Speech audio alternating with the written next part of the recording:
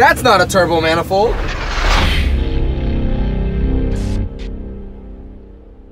What's going on, guys? Thanks for tuning back in another video. It's about 2:59 right now and I'm going at 4. So it's not gonna be quite a long video. I just wanted to go over a few things. A lot of you guys have been asking if I ever do anything that's not turbo related. To be honest with you, like most of my builds have been boosted, and I've done little mild things like bolt-ons for all motor, but I haven't actually dove into something that's all motor, and it's something that I've always wanted to do, really. On top of all motor, something that I've really wanted to do, and a lot of people have been trying to push me towards, is nitrous. And for those of you who know me, I've never done a nitrous car for my own personal use. So right here, what I was showing you before is an RMF style big tube, whatever that's called, B-Series header. And I think I'm gonna go into the direction of an all-motor B-Series build. But it's gonna be a little bit different because when people do all-motor B-Series build, they almost always go with VTEC heads because obviously you make a little bit more power with VTEC. But I'm gonna be a little different than the general public, and I'm kind of going in the same footsteps as Yost, and I'm doing a B20. So I haven't come to like full settled terms of what I'm gonna do for the cylinder head yet, but I know it's gonna be ported by myself. I'll do a whole video on that, a little bit of polishing as well. I'll do the manifold, port match the throttle body, the cylinder head, and then clean up the combustion chamber, everything. I'll also be doing, which I actually just ordered last night, YCP pistons. I know it's still a stock style cast piston, but from my understanding, a lot of people have good success with them, and I haven't personally tried them. I've always done forged pistons, and I'm really curious to how they work out. So I got the 11, I think it's 11-to-1 if you're using just a straight V20, 11-to-1 piston. And I'm gonna be using my old rods from my Integra. Before I switched to the I-beam ones, I had these like CX Racing H-beam, the fake Eagle ones or whatever. And they shouldn't be an issue, but if they are, you know, whatever. They were rods that I had laying around. So I'll be doing the YCP pistons, Eagle rods. So that should be like a high compression lower bottom end, then the head package. I might do cams, not 100% sure. But the big thing that I want to really do is a nitrous build, because I've never done a nitrous car for myself. So all my friends have them, and I think it's going to be a really interesting thing. So yeah, I'm super stoked with this header. They say that it performs like really good with the all motor, and obviously we're going to need the best that we can for this. We have that. Then we also have these fake Eagle rods that I just mentioned. They're the CX Racing ones that came off of my Integra, and the Integra, it broke an oil pump and it was still running, but it didn't kill the rod journals, so we're gonna hope that it's okay. Obviously, I'm gonna measure everything out. The reason I'm getting the compressor, where was it? I bought one of these yesterday, but they didn't have the compressor in stock, so they were getting it from another store. A little air grinder, and I ordered a whole bunch of carbide, I think they're called.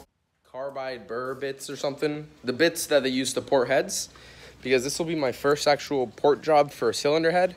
I've done port matches for like manifolds and whatnot, but nothing super in-depth. So I'm really looking forward to seeing how it works out and being able to show you guys too the process of it and everything.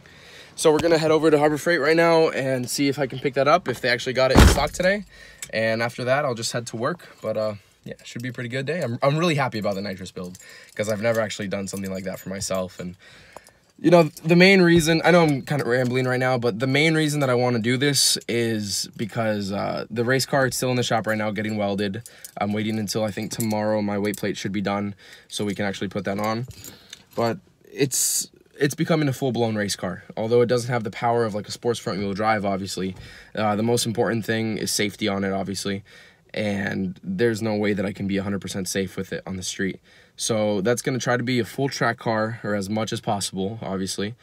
And I want to build something for the street, even if it's not like a grudge racing car or nothing. I still want to have something that I can enjoy. So right now I'm in my CRV, which I'm going to get rid of soon. I want to get a truck so I can tow with. And people say put a hitch on this, but to be honest with you, the rating on the CRV isn't very good for towing vehicles. We can send it, but I honestly don't want to do that. Like I said, safety. So yeah, I want to have something that I can actually enjoy on the street and say, oh, I want to take a weekend car out to Jacksonville, which is an hour away from me, or Orlando, hour and a half away from me. Just be able to drive it and enjoy it and not have to worry about little things and actually have like a fun street car, basically, without having to worry about all the extra bells and whistles of having the fully built turbo car on the street. But yeah, enough with my rambling. Let's head over to Harbor Freight. Yeah, buddy. Yep, yesterday was the grand opening. That's why they were a little bit short on stock for a few things, but they should have what I'm looking for now. Pretty big store, really nice. And this is the one I got. 26 gallon. Got her all loaded up. 26 gallon air compressor. Not the biggest size, but got it for like 180 bucks. Pretty happy with it.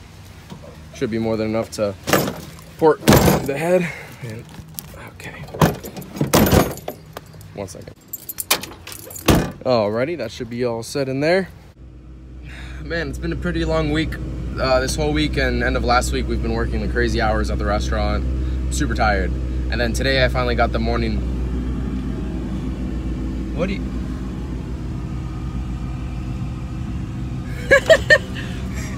Something. I do not condone people backing up in traffic, especially if it's to say hi to me.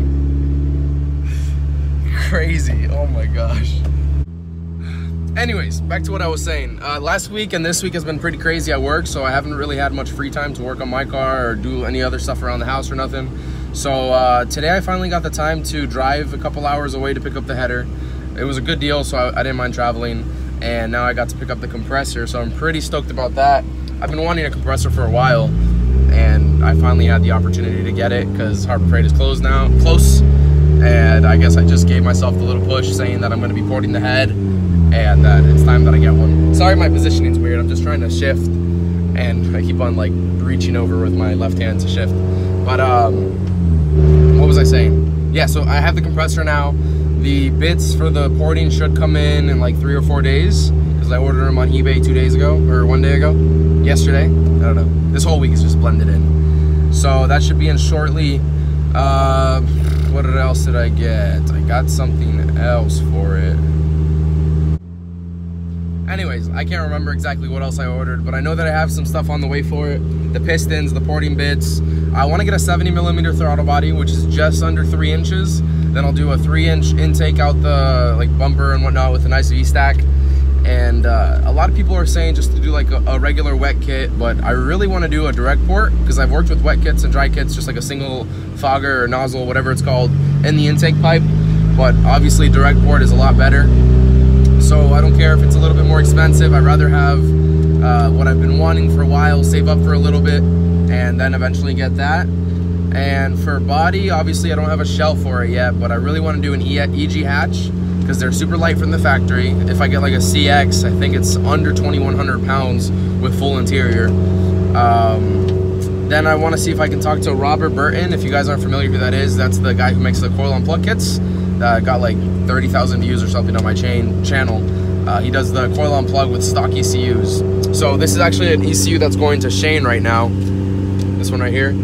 That's just the stock OBD1, and he solders in a board and uses a custom harness to run coil on plug, and you can do everything for under like 400 bucks. So it's a crazy good deal, and it's what I have on my Integra. It works perfectly. I want to have it on this one too, see if it helps at all with all motor. Even if it doesn't get any more horsepower, I think it looks a lot nicer, and you don't have to worry about your distributor going bad and whatnot. So I'll get that for pretty cheap. Then yeah, the build should be coming together pretty soon. I'm trying to do the most that I can this week, picking up a block on Saturday, crank, matching caps obviously.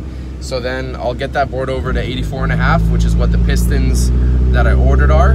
And oh, another thing I wanted to mention, Devcon. Devcon is what I'm going to be using for the sleeves, because B20 sleeves are pretty weak from the factory, but I actually got this idea from HunterTuned. He did that on his car after he cracked the B20 sleeve, and he's been having no issues whatsoever so far, and hopefully it stays that way. So thank you, Hunter, for the tips on that. Wish you the best with your channel. I'll link him down in the description below.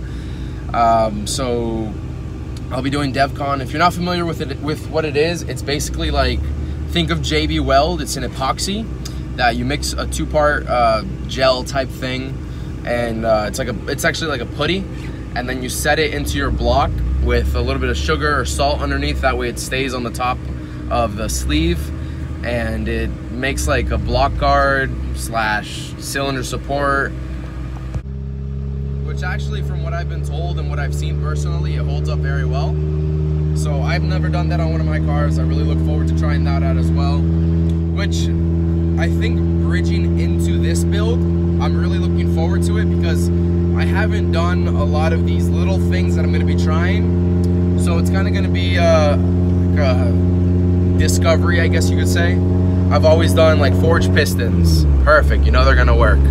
Cylinder support system, CSS. I was wearing their shirt this morning. Works perfectly. Doesn't have any issues.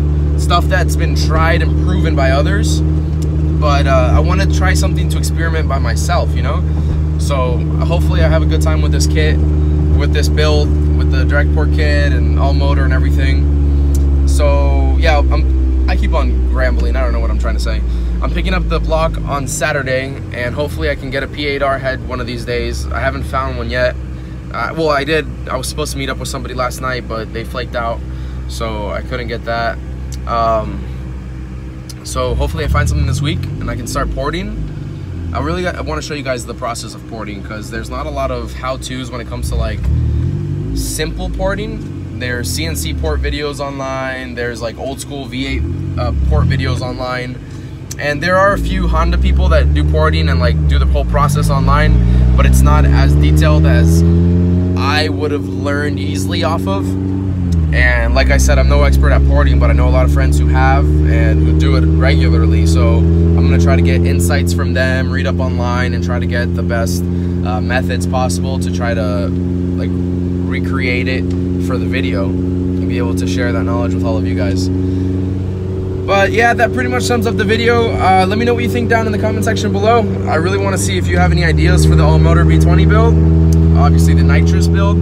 I'm looking forward to this like crazy. I've been wanting to do this for a long time. I'm debating 93 or E85, because 93 is readily available everywhere in Florida, and I want to drive the car a lot. Then E85 is not readily available where I am. The closest pump is about 30 minutes away. And then like 40 minutes north is one, 40 minutes south or 30 minutes south there's one. But where I'm going to be driving primarily, there's not a lot. So I'm probably just going to do 93 on a small shot, and then do like an alternate tune on E85 with a bigger shot. But yeah, let me know what you think down below. If there's something that you think will help the V20 a lot, please let me know, because I would love to hear everybody's input, even if it's not a traditional method of adding power, or if not a lot of people know about it. I would love to hear it, because that's exactly what I try to do with the channel. Try to give knowledge that isn't readily available, or something that I didn't know, and be able to help you guys learn it as well. So yeah, make sure to like the comment if you enjoyed it, or like the video if you enjoyed that. And if you aren't already subscribed, make sure to hit the subscribe and notification bell. I'm going to do some links in the description down below for the people that I mentioned. Please check them out. They have great stuff. Robert, his kit is not only affordable, functionable, and like a really good kit all around, but he's coming out with a lot of new products as well. Robert Burton Racing. I want you to check him out. HunterTuned, make sure to check out his channel. I'm going to put a link to his channel and the video that explains the Devcon and how he did it. So make sure to check him out. Guys, thank you so much for watching. Hope you enjoy the rest of your day. I'm almost at work right now, so I'm going to go clock in just a minute and, you know, get to work. Thanks, guys. Peace.